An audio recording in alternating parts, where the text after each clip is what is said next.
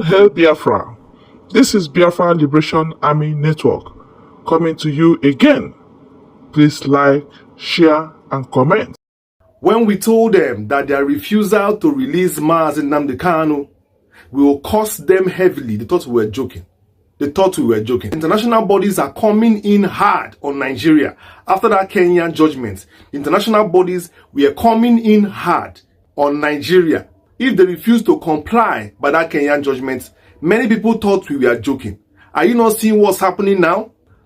Just last week, a world power has come out to threaten Nigeria and declare all its politicians and all the leaders as wanted, and also proscribed all of them and declared an arrest warrant for any of them ever caught. That was last week. 24 hours ago, in less than 24 hours, an international powerful organization has come out also to sue the Nigerian government, has indicted the Nigerian government, directly exposing it, condemning it, and demanding answers for the extrajudicial killings happening in Igbo land. Yes. And also for the enforced arrests and disappearances that have been happening in the southeast in the past few years. And also for the extraordinary rendition of Mazi Nnamdi Kanu and his illegal trial over the years. Yes, this international body is Amnesty International. Amnesty International. And let me tell you, these international bodies work hand in hand with the United Nations, they work hand in hand with the EU, they work hand in hand with other international bodies, and they also bring to light injustice happening around the world, and they have dragged Nigeria to the international community, and now the die is cast. Nigeria is also being sued for the state-sponsored terrorism and the unaliving of about 2,000 people in the southeast alone. The period of the assessment is 3 years from 2021 to 2024, and coincidentally, these 3 years of terrorism, unaliving, and systematic injustice, extrajudicial killings that has been happening in the southeast, enabled by the federal government, coincides with the incarceration, the beginning of the incarceration of Mazi Nnamdi Kanu till this day. Now you are seeing the reason why Mazi Nnamdi Kanu was kidnapped in the first place, so that they could continue with their systematic killings, extrajudicial abductions, and enforced torture in the southeast. But now, international body has decided to say enough is enough, that their searchlight has been going on all this while, and Nigeria has been exposed in the international community, and Nigeria now is on its knees. Nigeria has been dragged to its knees. I'm talking to you right now. Everybody in Abuja is running helter-skelter. Everybody that partook in this injustice, be it Nnamdi Kanu's own, be it in the killings of Igbos in the southeast, from Buratai to Buhari to all of them to Malami, they are beginning to hide. And that is why they eased off Buhari. Since his death in 2017, they decided to ease him off now, because they know that this time has come. The time for Biafran freedom has come. The time for emancipation of Igbo, the time for referendum, the time for freedom has come. And that is why everybody is ready. But it is too late for them. It is too late for the enemies of Igbo. This is a disaster. A huge disaster. A humanitarian crisis. A genocide. Call it by its real name. Biafrans should never share a country with such people. I'm going to read you the report of Amnesty International as released, and I'm going to give you the details and the implications of this finding for you to understand what has been going on now. And after that, I'm still going to give you a breakdown on the implications and what this means.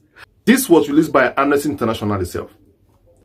Amnesty International launched its latest report on the horrific security crisis in Southeast geopolitical zone that has claimed the lives of thousands and led to the enforced disappearances and displacements of hundreds of people in Igbo land. The Nigerian authorities' brutal clampdown on pro-Biafra protests from August 2015 plunged the Southeast region into an endless cycle of bloodshed which has created a climate of fear and left many communities vulnerable.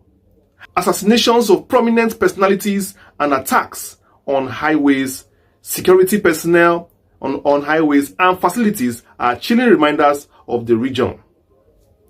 That perpetrators of human rights violations, no matter who they are, they must be brought to justice for fair trials. The report reveals how the state-backed Ebubago paramilitary force established by some Southeast governors on 11th April 2021 has been used as a tool to harass and intimidate opponents and critics of the state governments. It is also responsible for the arbitrary arrests and detention and torture and extrajudicial executions, enforced disappearances and destructions of homes. And they also demanded the release of Mazi Nnamdi Kanu while questioning why the government will keep him in incarceration after court judgments have been given to him in Nigeria and in Kenya. The Amnesty International hereby officially opened a case against Nigeria in the United Nations. Did you hear what I heard? The other day, Kenya, gave that judgment, and I told you that United Nations are also going to bring the big stick upon Nigeria if they don't go ahead and enforce the same judgment that Kenya has enforced in their country. It is clear that Nigeria is on its knees begging. That's why you see them. Everybody's running helter-skelter in Abuja. They are all joining APC, PDP. Everybody's afraid because now you can see what's going on. All of them in political power, they are in big trouble. They can't escape it. Some are beginning now to find their bearing, how they're going to escape. Some are beginning to look for countries that they're going to run to. Yes. As I'm talking to you now, some of them are making contact. That's why you see, even Nigerian president himself is making friends with St. Lucia. He's making friends with St. Lucia Island. Go and find out, why is he making friends with St. Lucia? Many of them now are going to make friends with some island countries, just some small countries in the island, in the Pacific. Because they're looking for an El Dorado where they will hide whenever they're looking for them. But they don't know that international community is binding on any country around the world. They don't know that. That's why they don't have advisors. They don't have sense. Because they feel that when the time comes, they will have a friend to go and hide him. So they are making friends, dashing money to these countries that don't have money. Perhaps in the day this will happen, maybe they will hide them. Many of you heard the news of Tinubu going to St. Lucia the other day. Many of you heard it. What do you think he was going to do in that St. Lucia? What do you think? What is in St. Lucia? You saw what he gave them, all the money he gave them, all the scholarship he gave their students, everything they get. You see the way he behaved there. He just wanted to make sure that he has a place in case. All of them in Abuja now are doing the same thing. Just because Tinubu is president, that's why you heard about his own. All of them in power, one by one, they all are looking for where to run to when the big hammer comes. Because now, Nigeria, they are all proscribed. They are all terrorists in the eyes of the world, and they are already on watch lists to be arrested on sight any day they are caught. That is exactly where we are now. Now, let me give you the key details of that finding, the key details. Amnesty International released a report titled "A Decade of Impunity, Attacks and Unlawful Killings in Southeast Nigeria." This is the title of their case and the reports that they released, to the world bodies. This thing is covering the period from January 2021 to December 2024.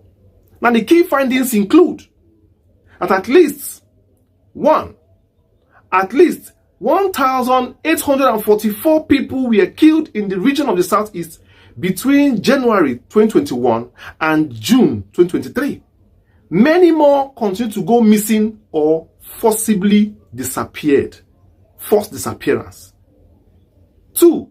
The report documents serious human rights violations, including unlawful killings, torture, enforced disappearance, arbitrary arrests, and property destructions. These were attributed to both state actors like military and the police, and non-state actors like paramilitary groups like Ibubago and co.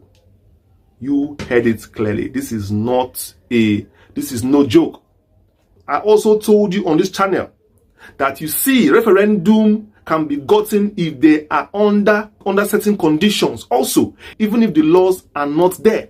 And I told you that under genocide, when there's genocide in a country, the world powers have every right to choke their torchlights in that country and declare, independence for the region who has been violated. That is why you see the reports of Amnesty International.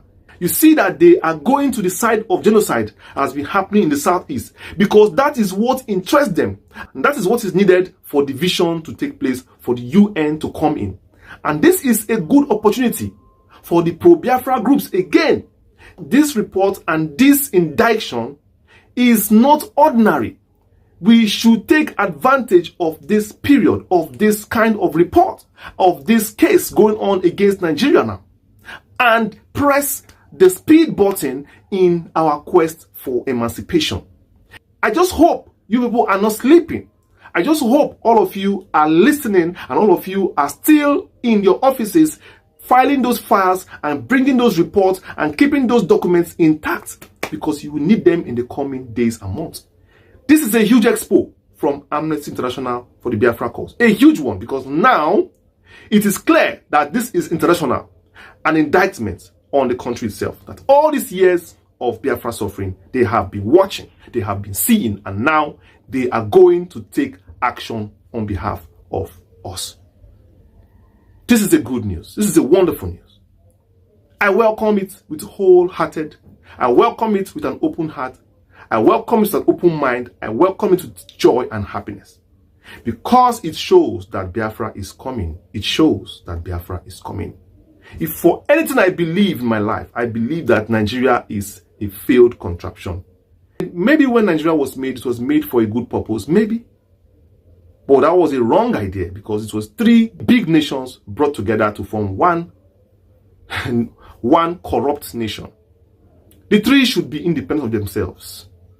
So yes, they were brought together for a purpose, but the purpose is not working. So it's time for one to go, because that particular one has been, you can see the kind of reports coming out of that region.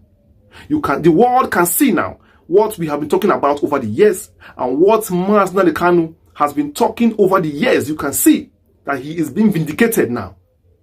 He is a prophet. This is why he is in the cell. And everything he's saying is coming to pass, and still come to pass again. Even the one he said that happened before. These are even new ones that are happening again. So what are you saying? Why is he still in the cell? Why is he still being kept?